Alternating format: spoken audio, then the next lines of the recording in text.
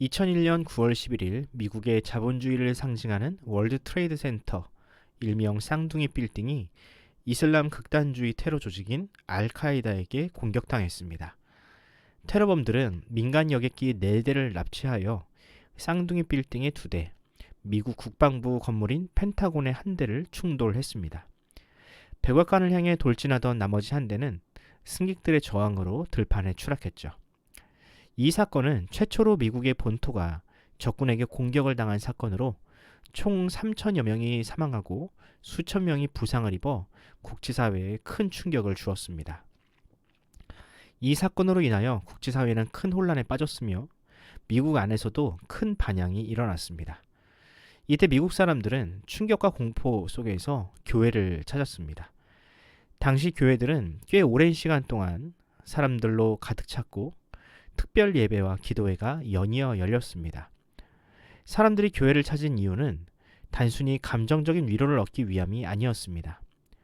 미국인들은 죽음이 코앞에 다가와 있다고 느꼈고 인간의 유한함과 이로 인한 공포를 어떻게든 극복하고자 교회를 찾아왔습니다. 그렇게 미국의 교회는 대각성 운동 이후 몇백 년 만에 큰 부흥을 이루었습니다.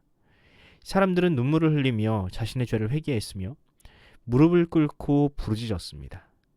하지만 시간이 지나 테러의 악몽이 희미해지자 언제 그랬냐는 듯이 교회는 조용해졌습니다.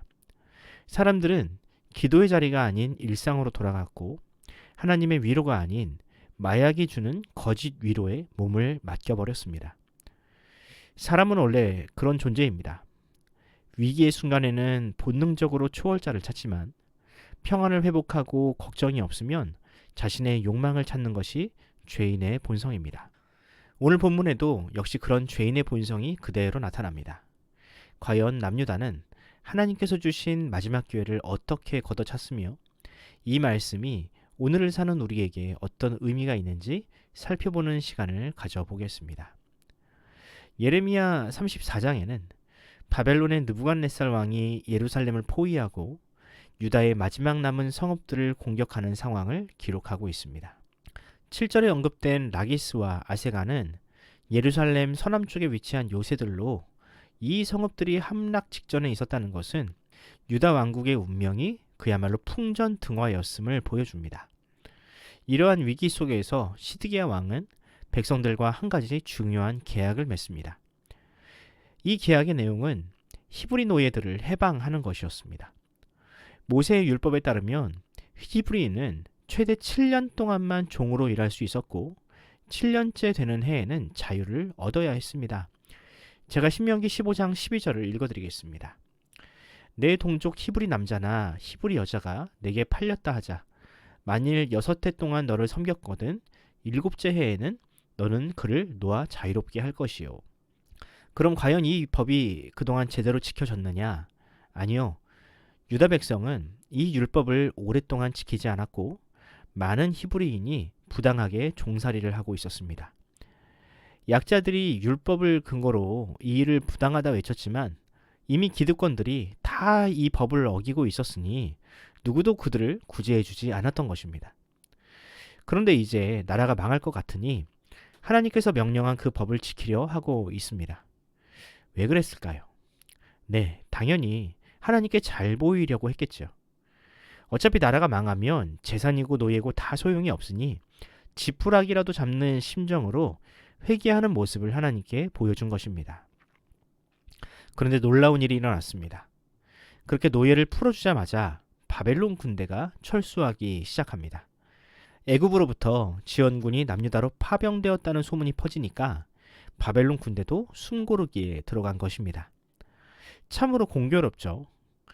회개를 하니까 바로 이렇게 좋은 일이 일어나다니요. 이때 남유다는 어떻게 반응해야 했을까요? 당연히 우리의 기도를 들어주셔서 감사합니다라고 해야 하는 거 아닙니까? 하지만 그들의 반응은 정반대였습니다. 유다 백성들은 바벨론 군대가 눈앞에서 사라지자 다시 원래대로 돌아가 버립니다. 11절 말씀입니다. 후에 그들의 뜻이 변하여 자유를 주었던 노비를 끌어다가 복종시켜 다시 노비로 삼았더라. 그들은 바벨론이 돌아간 것은 애굽이 유다를 도운 탓이지 하나님의 응답이 아니라고 생각했습니다. 그저 우연히 일어난 일이지 자신들의 회개와는 상관없는 일이라고 생각했습니다. 그래서 이전에 했던 회개를 취소하고 히브리 노예들을 다시 원래 자리로 되돌려 놓았습니다. 참으로 뻔뻔하지 않습니까?